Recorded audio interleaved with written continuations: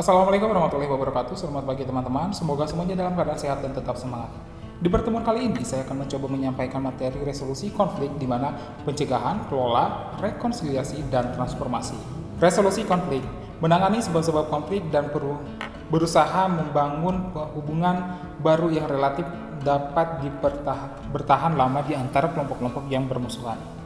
Menurut Marshall, resolusi konflik adalah sekumpulan teori dan penyelidikan yang bersifat eksperimental dalam memahami sifat-sifat konflik, meneliti strategi terjadinya konflik, kemudahan pembuatan resolusi terhadap konflik.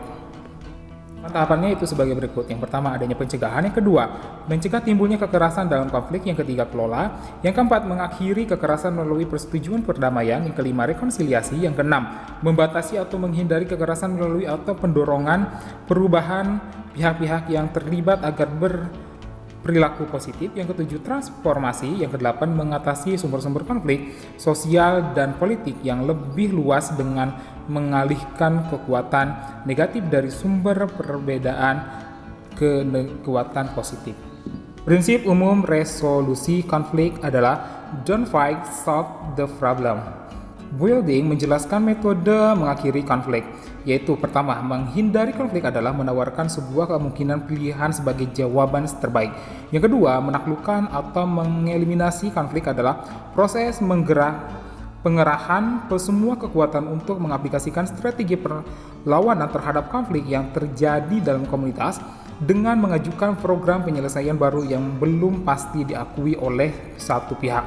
Yang ketiga, mengakhiri konflik melalui prosedur rekonsiliasi atau kompromi adalah metode umum yang terbaik dan paling cepat untuk mengakhiri konflik.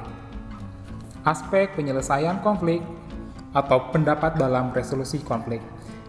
Pertama, adanya persiapan. Sebelum meresolusi konflik yang akan dipecahkan, maka perlu beberapa persiapan seperti menceritakan siapa diri kita yang sebenarnya dengan jujur. Kita harus memahami pihak orang lain yang berkonflik. Yang kedua, memahami di mana konflik yang terjadi harus dipahami terlebih dahulu dengan cara sebagai berikut. Belajar menjadi pendengar yang baik atau mereka yang berkonflik, menceritakan permasalahan konflik yang sedang dialami.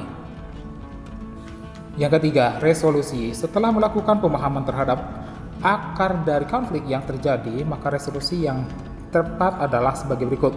Menemukan solusi terbaik dan mencari pendapat agar konflik dapat terpecahkan. Solusi yang lebih terbaik disetujui untuk dilakukan, dan terakhir kedua belah pihak sama-sama setuju terhadap solusi yang akan digunakan untuk memecahkan konflik. Yang keempat, penyelesaian. Akhir dari resolusi konflik adalah ending atau penyelesaian, apakah menyetujui untuk dilakukan atau tidak di antara kedua pihak yang berkonflik. Menurut Johan Galtung, ada 3 tahap dalam penyelesaian konflik. Yang pertama, peacekeeping, yaitu proses resolusi konflik dengan cara menghentikan atau mengurangi aksi kekerasan melalui intervensi militer yang menjalankan peranan sebagai pihak yang mendamaikan yang netral, tidak berpihak pada siapapun. Yang kedua, peacekeeping, yaitu proses resolusi konflik yang bertujuan mempertemukan atau merekonsiliasi sikap politik dan strategi dari pihak yang bertikai melalui mediasi, negosiasi, arbitrasi, terutama pada level elit pemimpin. Yang ketiga, peace building, yaitu proses implementasi perubahan atau rekonstruksi sosial, politik, dan ekonomi demi tercapainya perdamaian abadi. Melalui proses ini diharapkan masyarakat merasakan adanya kejadian sosial, kesejahteraan secara ekonomi, dan keadilan secara politik. Terima kasih sudah menyimak materi di pertemuan kali ini. Semoga bisa bermanfaat dan sampai bertemu lagi di pertemuan selanjutnya. Wassalamualaikum warahmatullahi wabarakatuh.